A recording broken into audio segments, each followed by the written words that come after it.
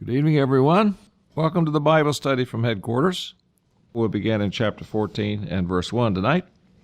After 2 days was the feast of the Passover and unleavened bread, and the chief priests and the scribes sought how they might take him by craft and put him to death. The wording here is a little bit awkward, but it's talking about coming into the time of the Passover and days of unleavened bread, a couple of days prior to that time, and things were developing and preparations were being made, and they were trying to figure out how they could arrest Jesus Christ and take him by trickery and put him to death. Verse 2, but they said, not on the feast day, lest there be an uproar of the people. And being in Bethany, in the house of Simon the leper, as he sat at meat, or as he sat eating at the table, there came a woman having an alabaster box of ointment or flask of spikenard, very precious or costly, and she broke the box or flask and poured it on his head. I did a little research on this, and not only is this very rare and very costly, if you add up the cost, it would be probably a whole year's wages for the average wage earner at the time. And there were some that had indignation within themselves and said, why was this waste of the ointment made? We'll see as we read in other places in the Gospels, as we go through these 4 Gospels, that it gets a little more definitive about this particular event. And the main one that was causing a stink about this was Judas Iscariot, the one with the money bag. And he was all about money, you know. And boy, he was all indignant about this. And some of the others might have grumbled too, but he was the main one complaining. Verse 5, for it might have been sold for more than 300 pence and have been given to the poor, and they murmured against her. And Jesus said, let her alone. Why trouble you her? She has wrought a good work on me. For you have the poor with you always, and whensoever you will, you may do them good, but me you have not always. She has done what she could. She has come beforehand or aforehand to anoint my body to the burying. Verily I say unto you, wheresoever this gospel shall be preached throughout the whole world, this also that she has done shall be spoken of her for a memorial of her. This woman here was, we'll see this in other scriptures as well as we move along, this was Mary of Bethany. Mary and Martha and Lazarus, they all lived at Bethany, sisters and their brother, and they were close friends of Christ. And Mary came in knowing who he was, Jesus Christ, knowing what was about to happen to him. And so she poured this oil on him to underline how precious he was by pouring some of this precious oil on him and symbolically preparing him for the burial that will take place once he's been crucified. And some of them were murmuring, but the one murmuring the loudest, apparently according to the other verses, was Judas Iscariot. So I mean, this was a dedication to him. He's the Savior of the world. This is not wasting money. This is honoring him, God in the flesh. And Mary knew that. They didn't consider it yet because they hadn't come as far along as Mary spiritually, and some of them were still pretty carnal. They had to change, and they did later on. But especially Judas Iscariot was very carnal. And he didn't turn out well either. Verse 10, and Judas Iscariot, one of the 12, went unto the chief priest to betray him unto them. Actually set out to develop a plot to betray Jesus Christ, all the while being one of the 12 apostles, disciples and apostles, one of the inner circle, one of the 12 that were apostles, and later on, very powerful apostles. He wanted to betray him. And when they heard it, they were glad, the chief priest, and promised to give him money, and he sought how he might conveniently betray him. And the first day of unleavened bread, when they killed the Passover, his disciples said unto him, where will you that we go and prepare that you may eat the Passover? We've explained before that the days of unleavened bread and the Passover kind of became interchangeable. If you said days of unleavened bread, it was kind of like you were including the Passover. If you said Passover, it was kind of like you were including the days of unleavened bread. And most people on the Passover, the day of the Passover, a lot of people get the leavening out by then anyway, even though technically we don't have to have it out of our houses until the night to be observed, which is the beginning of the first day of unleavened bread. So they kind of go together, the Passover and days of unleavened bread, but you have to look into the context to see what they were talking about here. And when it says the first day of unleavened bread, when they killed the Passover, his disciples said unto him, Where were you that we go and prepare that you may eat the Passover? They were talking about the 14th day of the first month. They were talking about the Passover day, which is not a holy day, even though it is a festival. They were talking about the night of the Passover day. The night of the 14th is what they were talking about here. And they were saying, Where can we go to prepare the Passover for you? And he sent forth 2 of his disciples and said unto them, Go you into the city, and there shall you meet a man bearing a pitcher of water. Follow him. And wheresoever he shall go in, say you to the good man of the house, say to the man in charge, the head of the house, say this to him, The Master says, meaning Jesus Christ, Where is the guest chamber where I shall eat the Passover with my disciples? And he will show you a large upper room furnished and prepared. There make ready for us. So even though they were talking about this at the beginning of the day of the Passover, or the beginning of the 14th, on the night of the 14th, they didn't have to do very much in getting ready for it. It was already prepared, and they brought the meal there, and so on the night of the 14th, the beginning of the 14th, they were getting together to take the Passover. And he shall show you a large upper room furnished and prepared. There make ready for us. And his disciples went forth and came into the city and found as he had said unto them, and they made ready the Passover. And in the evening he comes with the 12, the evening of the 14th. They took a little while to get ready, and that same evening they gathered on the 14th day of the first month, the beginning of Wednesday. And they were getting ready to take the Passover. Verse 18. And as they sat and did eat, he said, Verily I say unto you, one of you which eats with me shall betray me. And they began to be sorrowful and to say unto him one by one, Is it I? Just carefully going around and asking him personally, Is it I? And another said, Is it I? And he answered and said unto them, It is one of the 12 that dips with me in the dish. I think the ones that were saying, Is it I and is it I, were those right close to him and those that were in close proximity to him. And they weren't going to betray him, but they wondered, Are you thinking I'm the one? Is it I? And he said, It is one of the 12 that dips with me in the dish, as they were having dinner. And the Son of Man indeed goes, as it is written of him, but woe to that man by whom the Son of Man is betrayed. Good were it for that man if he had never been born. But he was born, and he willingly went along with this, and his name was Judas Iscariot. Verse 22. And as they did eat, Jesus took bread and blessed and broke it and gave to them and said, Take, eat, this is my body. Now, of course, we have to put all the verses together on this subject. They had the foot washing service here, and then he took the bread and then he took the wine and instituted the symbols of the New Testament Passover. He changed the way the Passover was to be observed. He didn't change the time in which it was to be observed, which continues to be the 14th day of the first month at even, just after sunset. But he changed the way it was to be observed in terms of the symbols. And that is, we no longer slay a lamb and eat that animal. Now he becomes the Passover lamb.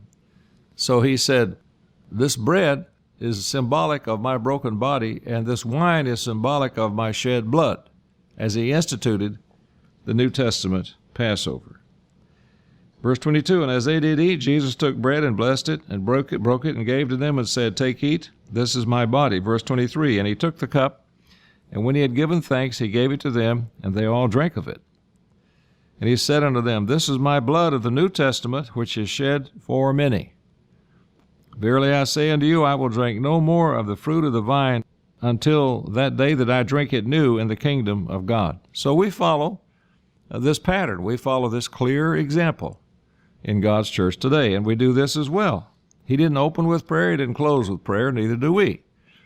He blessed the bread, and he blessed the wine. We ask his blessing on the bread and wine. And then when we finish with the Passover service, we do what they did then, verse 26. And when they had sung a hymn, they went out into the Mount of Olives. And Jesus said unto them, All you shall be offended because of me this night, for it is written, I will smite the shepherd, and the sheep shall be scattered. But after that I am risen, I will go before you in Galilee, he told them. But Peter said unto him, All shall be offended, yet will not I. Oh, everybody else might stumble, everybody else might be offended, but I tell you, I will not be offended, and I will not stumble. And Jesus said unto him, Verily I say unto you, that this day, even in this night, before the rooster crows twice, you shall deny me 3 times, is what he told Peter. But he spake the more vehemently, Peter did, If I should die with you, I will not deny you in any wise. And that was what he was determined to do. But, of course, once again, he wasn't converted yet, so he caved in. But I want you to notice something now that a lot of people overlook. They think, well, Peter's the only one who said this. Well, look at this. If I should die with you, I will not deny you in any wise. Likewise also said they all. They all said that. We're not going to turn our back on you. We're not going to cave. We're not going to run. We're with you all the way. You can count on us, see? Which they meant to do. But you can mean to do something, and then when you get into the heat of the moment and you see it, it's not like you thought it would be. Sometimes you make different decisions. And that's where character starts to show. And that's where courage starts to emerge. And that's where what you're really made of begins to shine through. Likewise also said they all, and they came to a place which is named Gethsemane, and he said to his disciples, Sit you here while I shall pray. And he took with him Peter and James and John, and began to be sore amazed and to be very heavy. He began to be greatly troubled and distressed.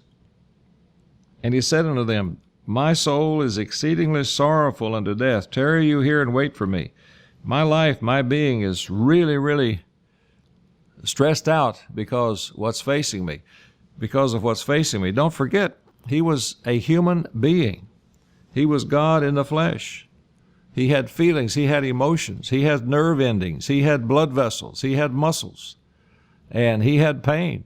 And he was dreading what he was about to have to go through. He wasn't going to back out, but he was dreading it because he knew it was going to be a terrible ordeal. And so he wanted to pray and get extra help from God, and he was really having to wrestle with it at this time. Not deciding will I or won't I, but getting ready to endure it.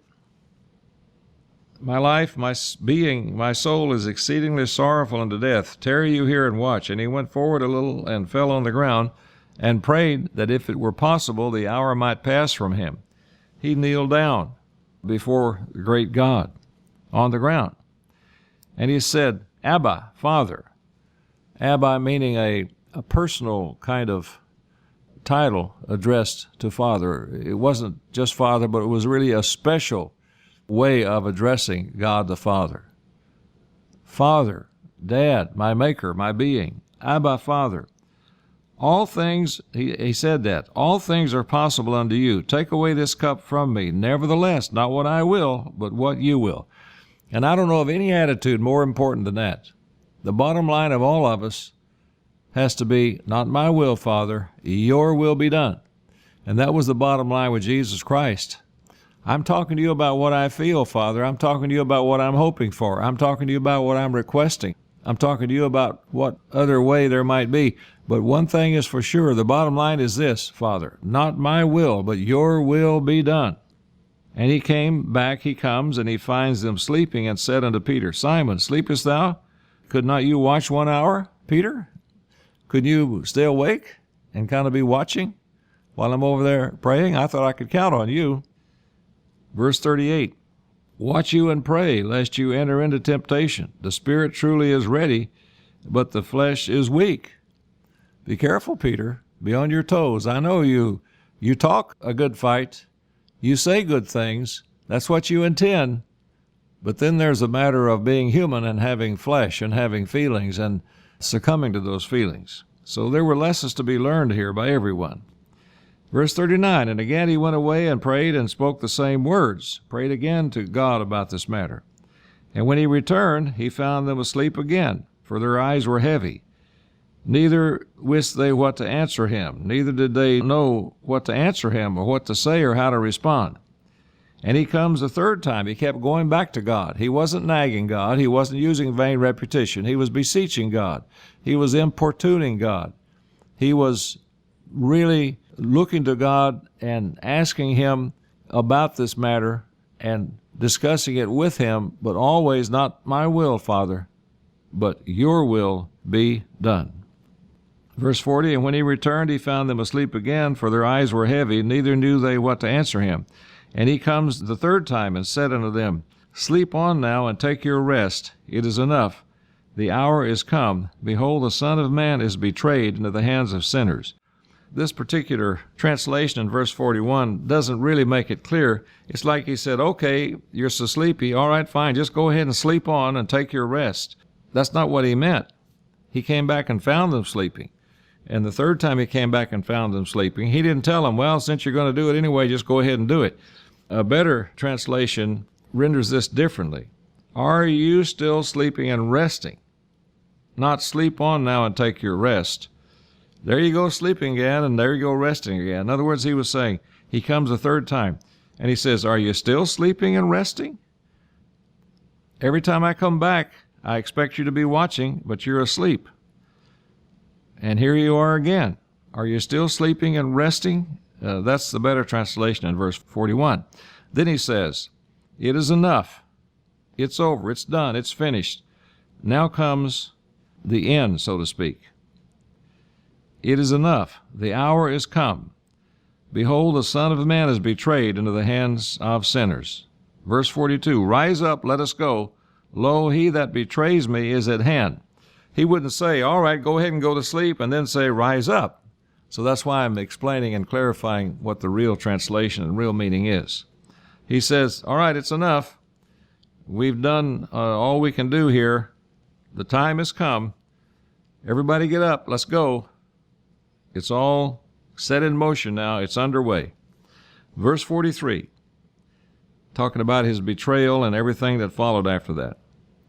Verse 43, and immediately while he yet spake, comes Judas, one of the 12, and with him a great multitude. See, the other of the 12 stayed at a distance away while he took with him Peter, James, and John to pray. Well, now, immediately, Judas shows up where they are. He came, one of the 12, and with him a great multitude. They were looking for him, and now they found him, so now they close in on where he was. Once he'd finished praying, and once the ones who were to be watching had dozed off, and now he said, no more dozing off, let's go. And immediately, while he yet spoke, comes Judas, one of the 12, and with him a great multitude with swords and staves, or clubs, from the chief priests and the scribes and the elders. And he that betrayed him had given them a token or a sign or a signal, saying, whomsoever I shall kiss, that same is he. Take him and lead him away safely. And as soon as he was come, he goes straightway to him and says, Master, Master, and he kissed him. And that was a signal. As I've said before, if Jesus Christ looked like he's pictured in these drawings, kind of a thin, white, skinny weakling with a long gown on and long hair and a tear running down his cheek, surrounded by all these powerful, masculine fishermen and hard-working outdoorsmen, all that Judas would have had to say to the ones that showed up, that gang, that mob of thugs, he would have just said, see that freak over there? He's the one. But he blended in with those masculine, outdoor, powerful men that worked hard and that were very strong. He blended in with them. He looked like them. He didn't have long hair. He had short hair like them.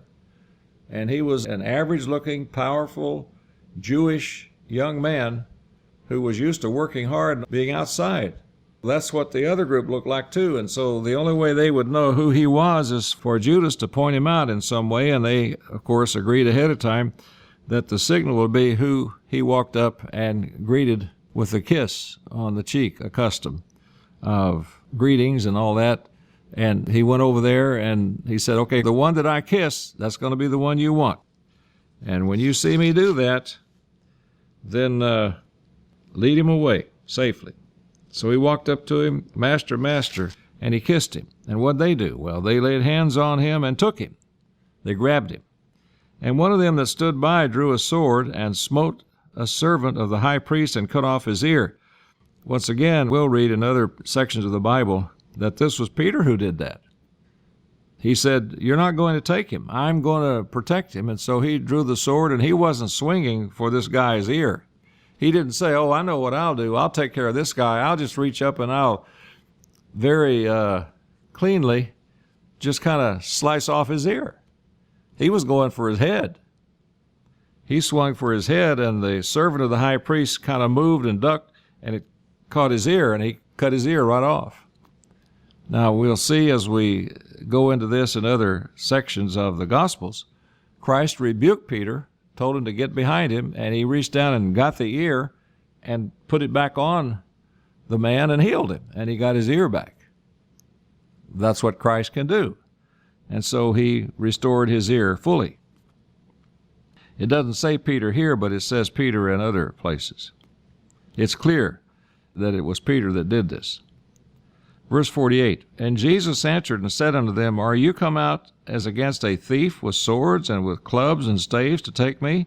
I was daily with you in the temple teaching, and you took me not. You could have taken me then, but you didn't. But the Scriptures must be fulfilled. That's why this is all developing, but you don't know the Scriptures and the prophecies. And they all forsook him and fled. See, they said, I'm not going to flee. I'm not going to forsake you. I'm going to be right there with you. I'm in it with you. But what happened? They all forsook him and fled. And there followed him a certain young man having a linen cloth cast about his naked body, and the young men laid hold on him. And he left the linen cloth and fled from them naked. Who was this? A young man was right there, and so they laid hands on Jesus Christ, and he was still there, so they laid hands on him, and he made a maneuver and left them holding the bag, so to speak, left them holding his clothes as he took off. And it's pretty clear that this young man mentioned here was Mark. He was talking about himself. He just didn't name himself. He didn't name Peter, he didn't name Mary, and he didn't name himself. But we certainly do feel that's who he's talking about here.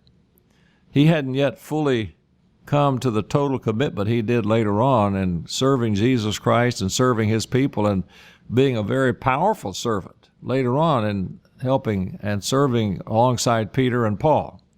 So he was a young man here that just made a maneuver to shed his clothes, and they were hanging on to his clothes, and he didn't have any clothes on, and he took off running out into the night and escaped. Mark did. He left the linen cloth and fled from them naked. So he was kind of feeling guilty about forsaking him as well, and he mentions it here, but he doesn't mention his name. All of these men changed later and actually died for him. Most all of them were martyred for him and endured to the end, but they just had to grow from this point, as we all have to grow. Verse 53. And they led Jesus away to the high priest, and with him were assembled all the chief priests and the elders and the scribes. And Peter followed him afar off, kind of hung back at a distance, even unto the palace of the high priest. And he sat with the servants and warmed himself at the fire. And the chief priest and all the council, the Sanhedrin, sought for witness against Jesus to put him to death, and found none, a testimony against him to put him to death, and found none. For they bear false witness against him, but their witness agreed not together. All false accusations. This was an illegal trial. It was a false charge. It was a trumped-up court, and it was all based on lies. And they couldn't even agree among themselves. And so they were trying to patch it together so that they could make a case, and they couldn't. And finally they figure out a way to do it. Verse 57, there arose certain and bare false witness against him. Verse 58, we heard him say, I will destroy this temple that is made with hands, and within 3 days I will build another made without hands. And they lied all the time, and they lied about this. Let's just notice verse 58 and compare that with John 2. John 2 and verse 19, just to show how they lied then and how people lie today in cases that are brought. John chapter 2 and verse 19. Verse 18, then answered the Jews and said unto him, what sign showest thou unto us, seeing that you do these things? And Jesus answered and said unto them, destroy this temple, and in 3 days I will raise it up. They said, he said, I will destroy this temple that is made with hands, and within 3 days I will build another temple without hands. That's not what he said.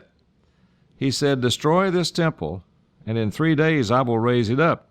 Then said the Jews, verse 20, 46 years was this temple in building, and will you rear it up in 3 days? Verse 21, but he spoke of the temple of his body. See, he was talking about they were going to take him, crucify him, putting him in a tomb, and in 3 days he would rise up, he would be resurrected.